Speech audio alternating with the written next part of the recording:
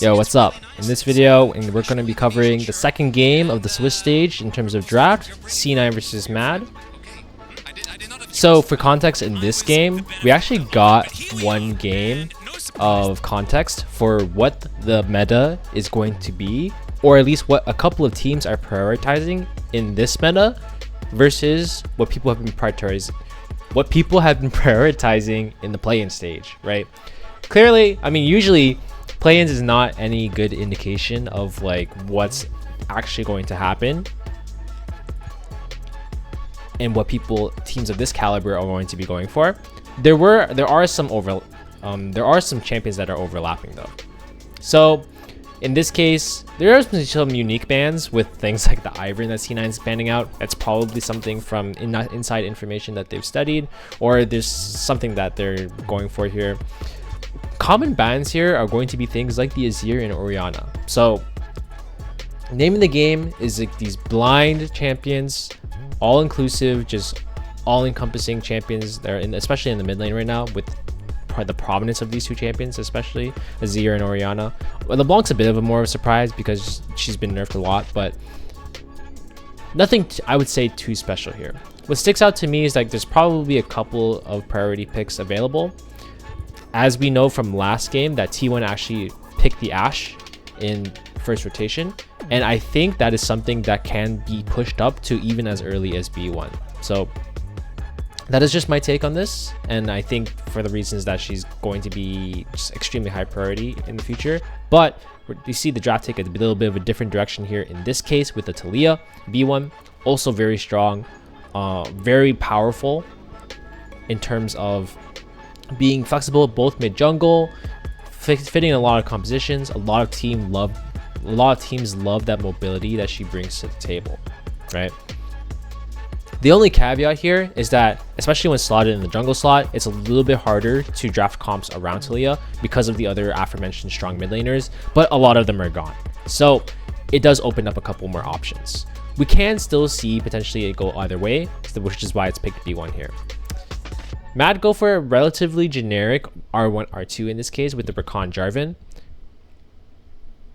Rakan is probably still one of the best in slot in terms of overall supports on the patch, just because a lot of the engaged supports, they're just more used for CC bots and they're kind of suffering. They're not actually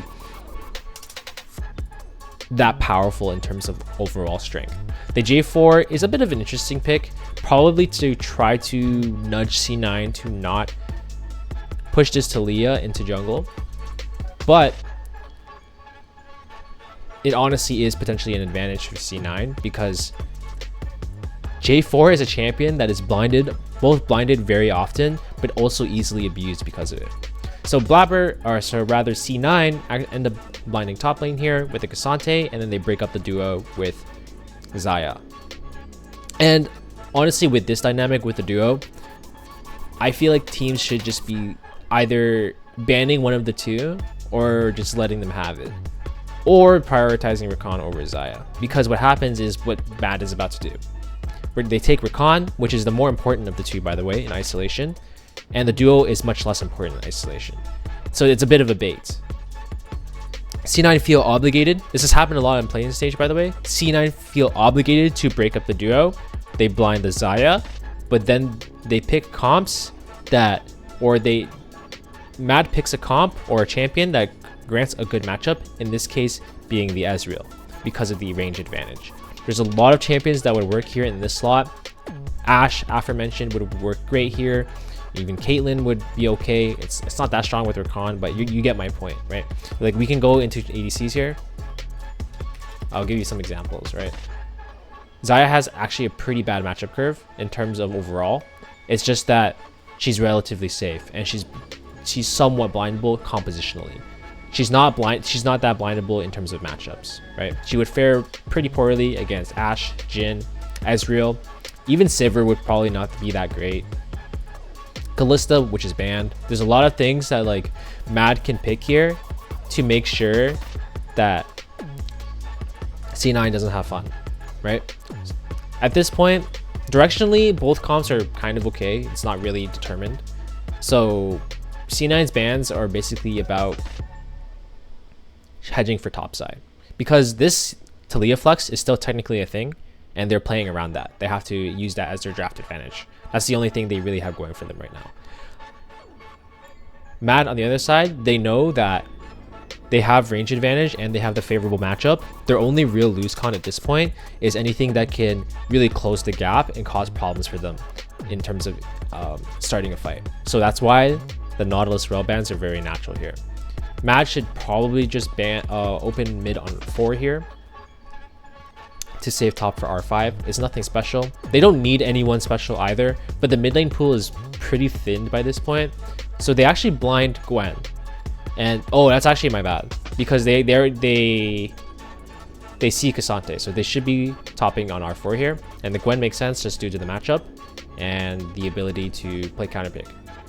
So it's a pretty decent response. Alistar was still left open for C9, so that's probably one of their only remaining options in terms of if they want to see C support. And this is an interesting flex. They actually go for Cassante mid and Jax top into the Gwen, which is actually quite interesting. This completely kind of shifts the way of the draft. And this is actually pretty cool by C9, because the ability to flex your comp and have players that play around it are two aspects that are very important to having flexible drafts. And this is a really creative way of doing that, right?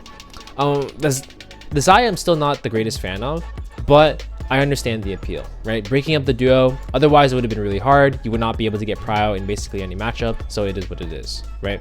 But the fact that they can pay Cassante here is mainly due to the fact that like 20 mid laners are banned. So they're not really afraid of whatever is remaining. It's actually not, it's pretty smart by C9 in terms of this pivot.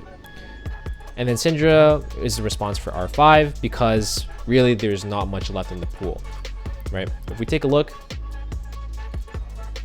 also Mad kind of just need a control mage at this point.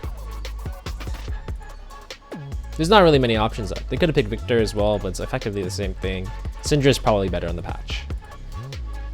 I would have been down for a Zoe pick as well. Actually, I take that back, because Zoe's poke would have done nothing to Cassante. So overall, this is actually a super smart draft pivot by C9, right? This is what ideal drafting is about.